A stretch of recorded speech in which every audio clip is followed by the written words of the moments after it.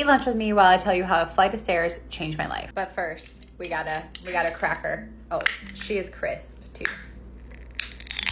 Oh, it's so good. Also, this is a sub and a tub salad. I posted a video about it. It's on my page. So like so many of us, I grew up as the fat kid. I remember being overweight and being conscious of being bigger than other people in my classes at like the age of 5. I was always the bigger kid. My whole family was big, right? I came from a big family. You know, I kind of became aware of the fact that I was bigger than everyone in like kindergarten. But I specifically remember the first time it was ever an issue was in 2nd grade. When my guidance counselor pulled me into her office and told me that I should probably talk to my mom about getting a training bra because my boobs were developing.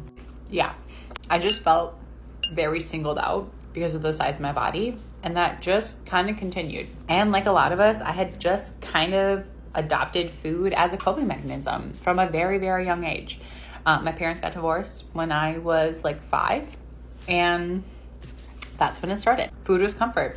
Food made me feel good, right? And it does. It releases dopamine. And when you're that young and life feels chaotic, all you know is what you know, right? And what I knew was food. So I started eating food any chance that I could.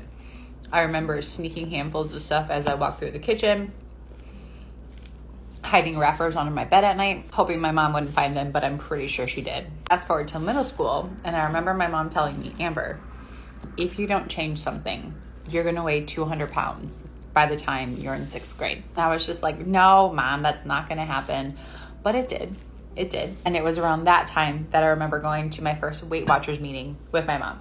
Literally remember looking through her Weight Watchers books and being like, all right, so a carrot is 0, a piece of bread is 4. I was never good at math, so I was destined for failure. But I tried it. I tried it because I felt so out of place in my body compared to other people. But all it did was restrict me. So I ended up binging, and my binging actually got worse. In 8th grade, I was diagnosed pre-diabetic, and that scared the crap out of me. Absolutely terrified me because I didn't really know much about diabetes, but I knew that I didn't want it, right? I was a kid.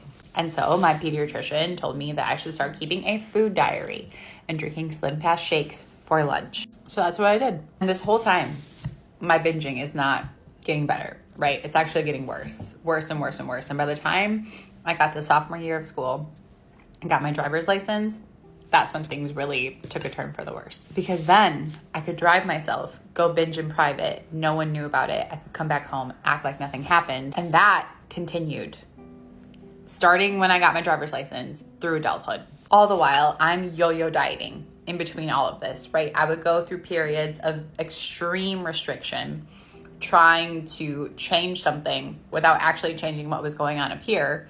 And I would just cut back on my food extremely, go really, really hard for a few weeks. And then inevitably, right, as happens with yo-yo dieting, I had one bad day, would end up binging or eating off of my very strict routine, think, well, I messed up anyway, and so I would give up. And I tried everything. Every diet out there that you can think of, trust me, I've tried it. Which led me to here. This is in 2017. I was the heaviest I had ever been. This is a lifetime of binge eating, yo-yo dieting, not working on my mental health, being extremely sedentary because honestly, I was just afraid to try movement, right? I had just basically convinced myself that I was going to fail anyway, so I wouldn't even try movement. Wouldn't even try. This girl loved herself very, very much, but she did not treat herself with love. And I was basically just convinced that I was just meant to be here, right? This was just me. This was just how I was meant to be because none of the extreme things I ever tried worked. And then in 2018, I was coming home from grocery shopping, carrying my groceries up a flight of stairs to my apartment, the very apartment that I'm in right now. There's probably 25-ish steps from the bottom floor to my apartment. And I got halfway up and basically had an asthma attack. I couldn't breathe, couldn't catch my breath. I was panicking. And I sat down and said, I cannot do this anymore. I was 28 years old and not great health. And I had high blood pressure. I had hormone imbalances, was still classified pre-diabetic. And I just thought, if I continue down this path that I'm on, how much longer am I going to have here? That was at the end of May 2018, right? That moment on the stairs. 2 days later, I talked to my best friend and I said, I want to try again. I want to try again. Will you do this with me? She said yes. She said, I have a gym at my apartment complex. We can go work out there together. And 2 days later, we were in that gym. And all we did was walk on the treadmill. And the most I could do was 5 minutes. But that was 5 more minutes of intentional movement than I had done in years. I started my journey on May 31st, 2018. I was 305 pounds in a size 18 to 22. I started slow. I started with that 5 minutes on the treadmill, and every single time that we would go work out, I would try to improve at least a little bit, right? Go for 1 more minute.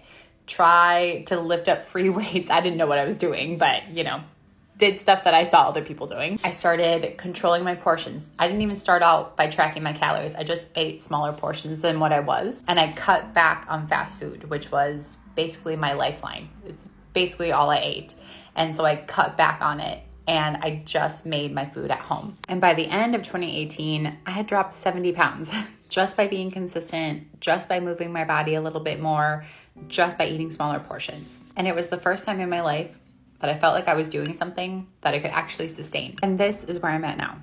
I ended up losing a total of 160 pounds. Gained a little bit back because I decided that my lowest weight wasn't where I wanted to be. So intentionally put on weight and muscle, and this is where I'm at now. And I say all of that because this girl felt like she was hopeless. She had tried everything and she had just decided that this was where she was supposed to be, even though I knew that I was capable of more and wanted more for myself. That moment on the stairs, when I decided to just try one last time, one more time, changed everything. And I did it in a way that was slow, right? It took me over 2 years to lose my 160 pounds because I didn't want things to be drastic because that never worked for me before, right?